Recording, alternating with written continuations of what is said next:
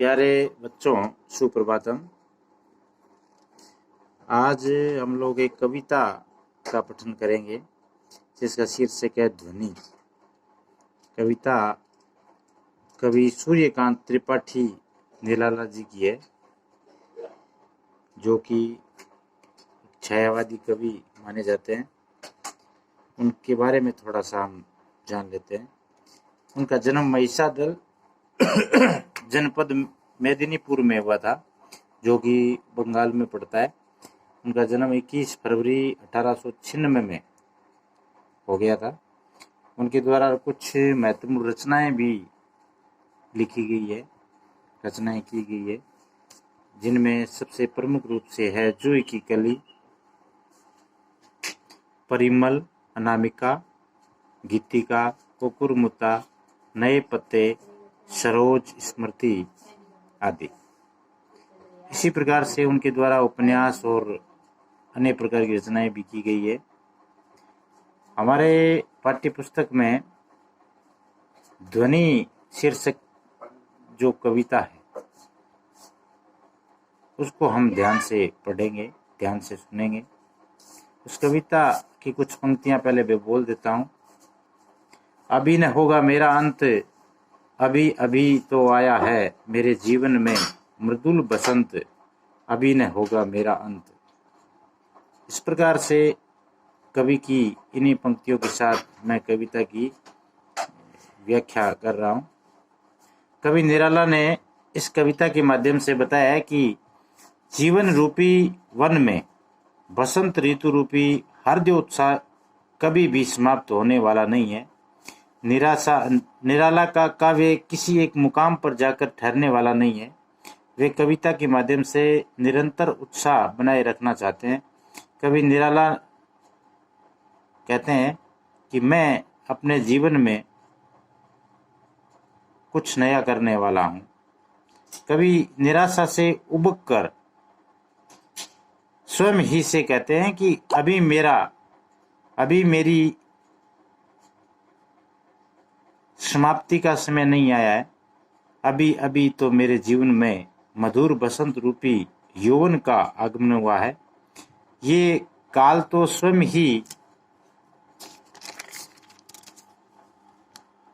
जिजीविषा से परिपूर्ण होता है। अभी तो ये मेरे जीवन का आरंभ काल है। अभी और जीवन में बहुत कुछ करना है।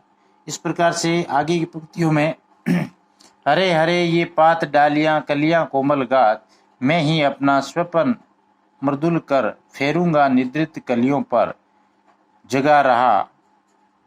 जगा रहा एक प्रत्युष मनोहर, पुष्प पुष्प से तंद्रालस लालसा खींच लूंगा मैं, अपने नव जीवन का अमृत सहर्ष सींच दूंगा मैं, द्वार दिखा दूंगा फिर उनको, है मेरे वे जहां अनंत, अभी न होगा मेरा अंत।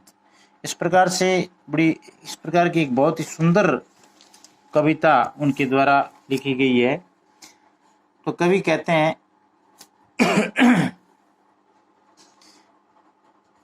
हैं कि अभी तो ये मेरे जीवन का आरंभिक काल है। अभी और मुझे बहुत कुछ करना है। कवि ने यौवन की तुलना बसंत ऋतु से की है। जिस भांति बसंत के आगमन पर वृक्षों पर नए नए हरे हरे पत्ते आते हैं, कोमल कलियों से वृक्षों और पौधों की डालियां सौंदर्य से परिपूर्ण हो उठती है, उसी प्रकार यौवन काल में भी शरीर की आभा कांति में हो उठती है। कवि कहता है कि मैं अपनी सोई अलसाई भावनाओं को अपने कोमल उत्साह रूपी हाथों से स्पर्श करके जागृत करूंगा, अर्थात वे भावनाएं जो उत्साह के अभाव में अभी तक सोई पड़ी थी, उन्हें मैं यौवन की प्रेरणा से जगाऊंगा। यह मेरे जीवन का सुंदर प्रभात है। और जिस प्रकार बसंत के प्रभात में पुष्पों के समूह तंद्रालस में लीन होते हैं, उसी भांति अपने जीवन के यौवन रूपी अलसाए पुष्प को मैं अभिलाषाओं के माध्यम से सींचूंगा। आगे की पंक्तियों में तत्पश्चात मैं अपनी इच्छाओं और भावनाओं को इसी असीम ब्रह्मांड में विकसित होने के लिए छोड़ दूंगा।